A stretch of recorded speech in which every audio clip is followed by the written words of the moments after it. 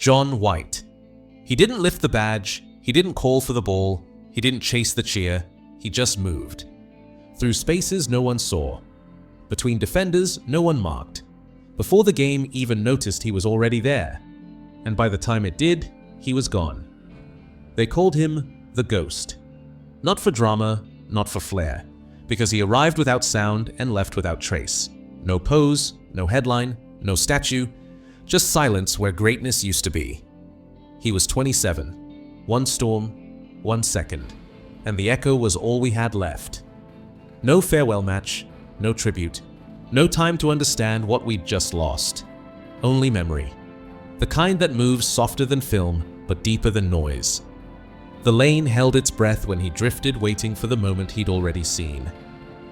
John White. Subscribe if you still believe the game should remember those who vanished before it ever got the chance to say thank you. He was born in Musselburgh, Scotland, April 28, 1937. A quiet town on the edge of Edinburgh. No noise, no attention. Just a boy with calm eyes and a sharper mind. He didn't grow into football through strength. He didn't rely on speed. He watched the game, waited for the gaps, moved like someone who already knew what would happen next. In 1955, at just 18, he signed for Alloa Athletic. Scored 15 goals in 67 games, his instinct already sharp. Before that, he'd danced through youth games with the Musselburgh Bruntonians, a ghost in boots, long before the name stuck. Lower league, no lights, no promises. But the instinct was already there. He didn't shout for the ball, he found it. Didn't dribble past defenders, he appeared behind them.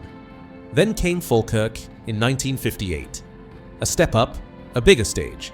He played 30 matches, scored 7 goals, and started making movement look like memory. Still, no headlines. Still, no hype. But coaches saw it, the quiet presence that shaped the flow without ever needing to stop it. And in London, Bill Nicholson was watching. Not for flash, not for fame, but for that rare kind of footballer who didn't chase the moment he arrived in it. He wasn't built for England. That's what they said. Too light, too quiet, too slow for the first division. But Bill Nicholson saw something else. Not noise, not muscle. He saw movement. The kind that made space appear. The kind that couldn't be coached. In October 1959, Tottenham paid £22,000 to bring John White south from Falkirk. No parade, no headlines. Just a quiet arrival into a team already carrying names like Mackay, Blanchflower, and Norman. London didn't know what to expect. He didn't sprint, didn't bark instructions, didn't play like the league was built for him. But Bill knew. John White didn't need to impose himself. He needed the right rhythm, and at Spurs, he found it. He slipped into the midfield like smoke. Always available, always one touch ahead. The ball moved differently when he was near it, less effort, more inevitability. By the end of his first season, he had made the number 10 shirt look like it was waiting for him all along. Not with tricks, not with noise, but with presence. The kind that settled a team.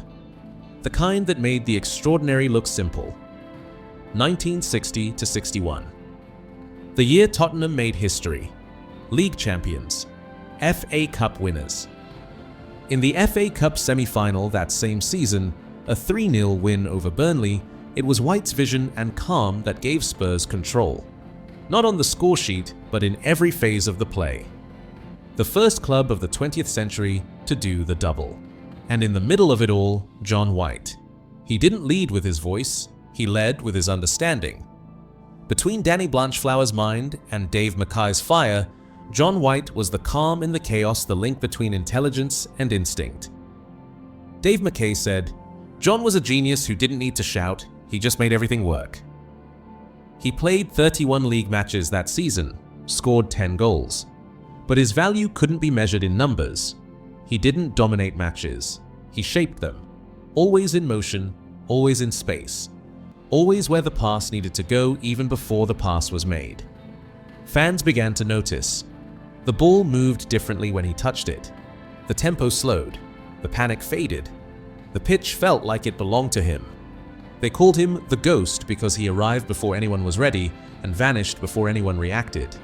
No celebration, no badge thumping, just another quiet walk back to halfway. That season, others took the headlines: Greaves for goals, Mackay for courage, Blanchflower for words. But inside the team, they all knew John White made the system breathe.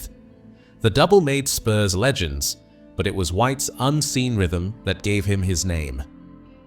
And 2 years later, in 1963, he ghosted through Europe too.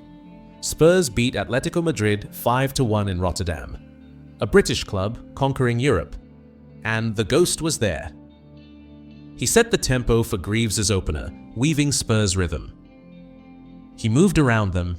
He didn't break tackles, he avoided them entirely. That's why they called him the Ghost. Not as a nickname, as an explanation, because John White wasn't there in the way most players were. He drifted into gaps that didn't exist a second ago. He didn't demand the game. He read it, like a man glancing ahead in a book he'd already finished. And when the ball came, he didn't hesitate. One touch, one finish, then he was gone. He wasn't the highlight, he was the space that made it possible.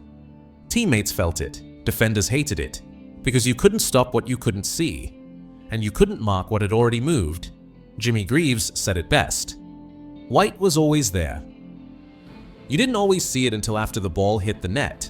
No celebration, no arms raised, just another moment of precision, wrapped in silence. The crowd didn't roar for John White, they realized him, 1 second too late, every time. He earned 22 caps for Scotland, scored 3 goals, but they never knew what to do with him. They saw his frame thin. In 1961, Scotland lost 9-3 to England. White played, but was barely used. They ignored the ghost and paid the price. His style quiet, and in a national side built on fight, they mistook intelligence for softness. He didn't fit the shape, didn't match the noise.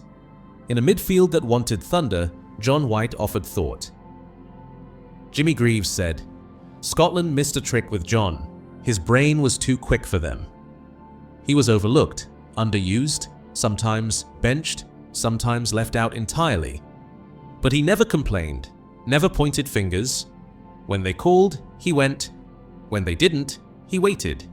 He wasn't chasing caps. He was chasing understanding, and in the blue of Scotland, he rarely found it. Back at Spurs, it was different. They didn't need to be convinced. They saw what the national team missed, a footballer who moved with purpose and passed with clarity. Not a hero in headlines, a ghost in plain sight. July 21st, 1964, a golf course in Enfield, North London. A storm rolled in quiet at first, then sudden, then final. John White had gone out for a round, a day off, a breath. He took shelter beneath a tree as the lightning came, and in one flash, he was gone. 27 years old, no warning, no mistake, no time to understand what football had just lost. The news spread fast, but the grief moved slower. Tottenham was stunned. Scotland stood still, his teammates shattered. He wasn't the loudest voice in the room, he was the rhythm inside it. And now the rhythm was broken. There was no testimonial, no goodbye, no last match at the Lane. Just silence, and a name suddenly spoken with the kind of reverence usually reserved for the retired. But John White hadn't faded. He was taken. Too soon. Too suddenly. Too cruelly. There was no statue, no song, no farewell, just space. The kind he used to fill without needing to be seen. John White left behind a young wife, Sandra, and 2 children. One of them, Robbie, would later write the story of a father he never truly got to know. Spurs didn't move on. They tried to, but some players aren't replaced, they're removed. The team lost its flow, the midfield lost its rhythm. The silence he had once shaped became the silence he left behind. Those who played with him still speak his name with care, as if raising it too loud might break something sacred. Because he wasn't supposed to vanish, he was still becoming, a genius in motion, a system built on instinct, gone in one moment. And yet, no farewell match, no bronze cast in his likeness, only memories kept alive by the ones who understood how the game really breathes. And how sometimes, when you watch a player move without panic, you can still feel him. He didn't lift trophies with noise, He didn't score for the spotlight. He didn't stay long enough to be turned into myth. But John White never left. Not really. His name still floats around White Hart Lane, not in stone, but in memory. In the space between passes. In the pause before the movement. In that moment when the crowd leans forward, not because something loud has happened, but because something right has. You don't need to see him. You just need to feel the difference between players who play the game and those who understand it. He never chased legacy. He never raised his voice. He just played. Until he couldn't. But for those who saw him and those who still remember, he was enough. John White.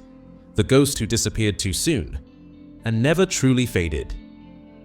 Since that day, no player has truly filled his silence. And maybe none ever should. Share his name because ghosts deserve to be remembered. Subscribe if you still believe football should honor the ones who never asked to be remembered.